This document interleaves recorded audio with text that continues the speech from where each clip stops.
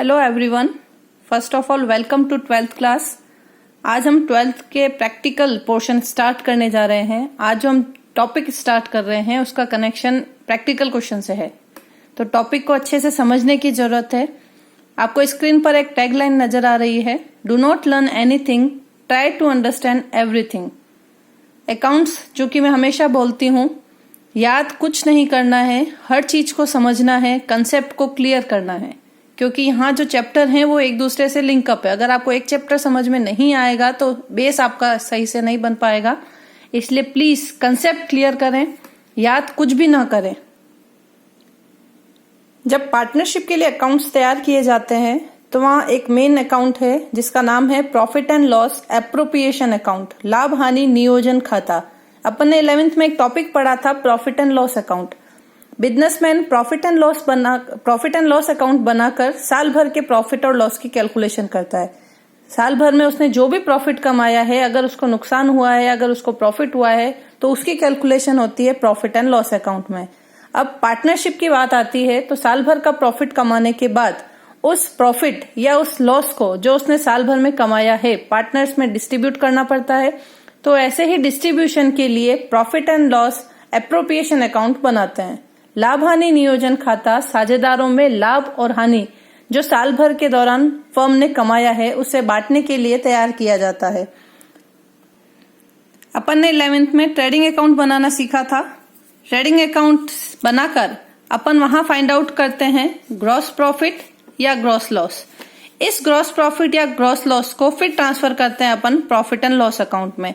ये जो ट्रांसफर होता है ये ट्रांसफर होता है क्रॉस में, यानी अगर बिजनेस में प्रॉफिट हुआ है, ग्रॉस प्रॉफिट है, तो वो P&L के क्रेडिट साइड में ट्रांसफर हो जाता है।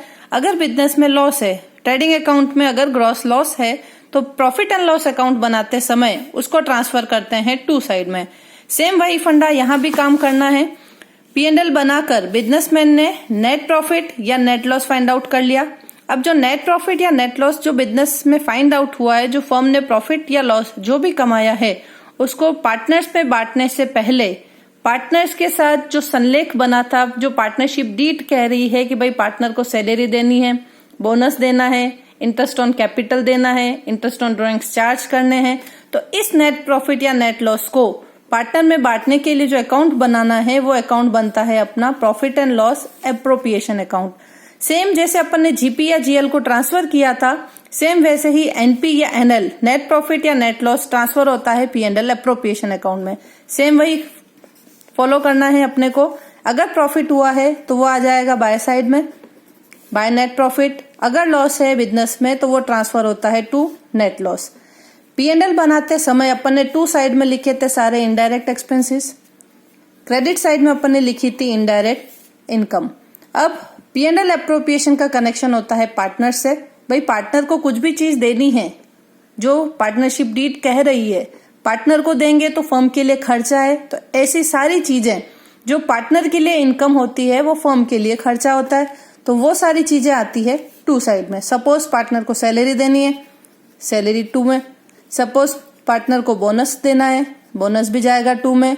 कमीशन देना है, कमीशन भी जाएगा टू में। इंटरेस्ट ऑन कैपिटल फर्म के लिए खर्चा है लेकिन पार्टनर के लिए वो इनकम होती है, तो वो भी जाएगा टू साइड में, टू इंटरेस्ट ऑन कैपिटल। अगर इंटरेस्ट ऑन ड्रॉइंग्स चार्ज करना है तो वो जाएगा बाय साइड में।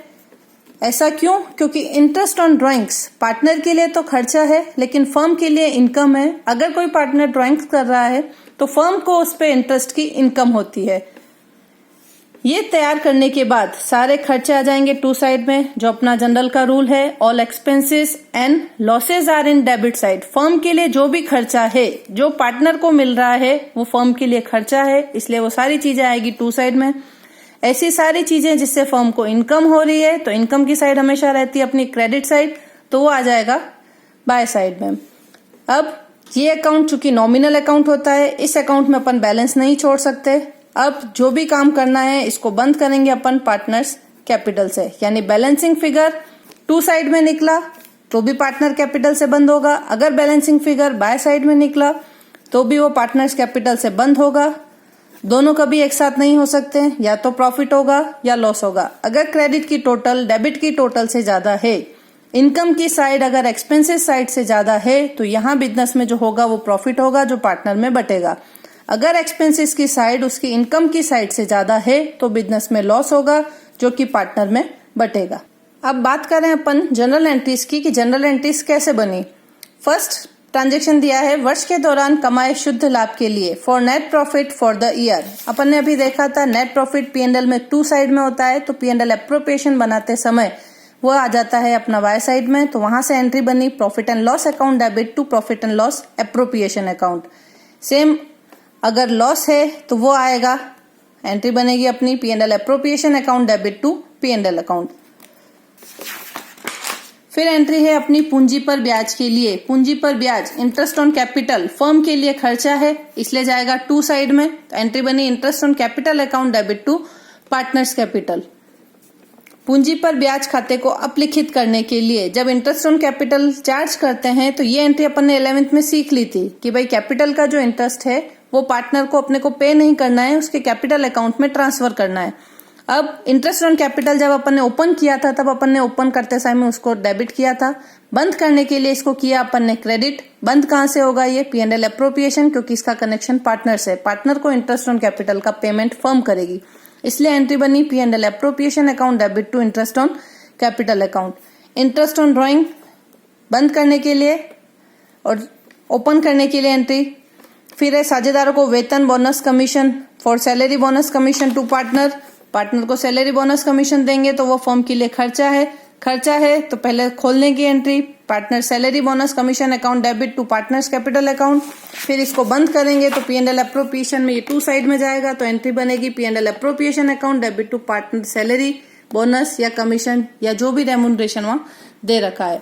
संचय खाते में हस्तांतरण for transfer in reserve account. अगर फर्म में ये फंडा है कि सारा प्रॉफिट पार्टनर में नहीं बांटना है और कुछ प्रॉफिट का शेयर फ्यूचर के लिए एज अ सेविंग बचा कर रखना है तो वो भी बचेगा 2 साइड में। एंट्री बनेगी P&L appropriation account debit to reserve या फंड या स्पेसिफिक फंड जो वहां नाम दिया हुआ है।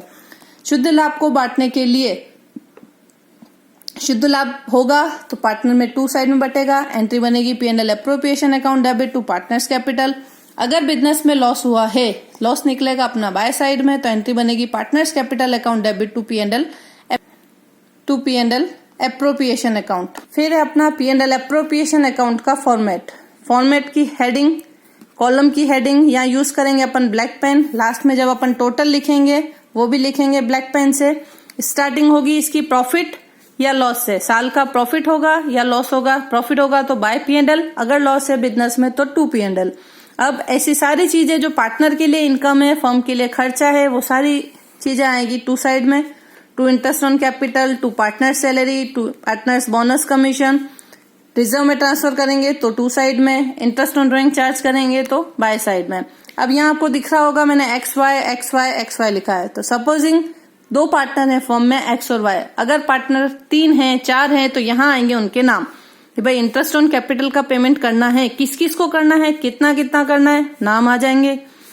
पार्टनर सैलरी, सपोज X को ही सैलरी का पेमेंट होता है, Y को सैलरी का पेमेंट नहीं करना है तो Y यहाँ से हट जाएगा, यहाँ आ जाएगा X की सैलरी। तो जो पेमेंट करना है खर्चा है फर्म के लिए 2 साइड में, जो फर्म की इनकम है वो आ जाएगी बाय साइड में। लास्ट इस अकाउंट को नॉमिनल अकाउंट है इसलिए पार्टनर्स कैपिटल से बंद कर देंगे, इसका कोई बैलेंस CD नहीं बचेगा। Thank you.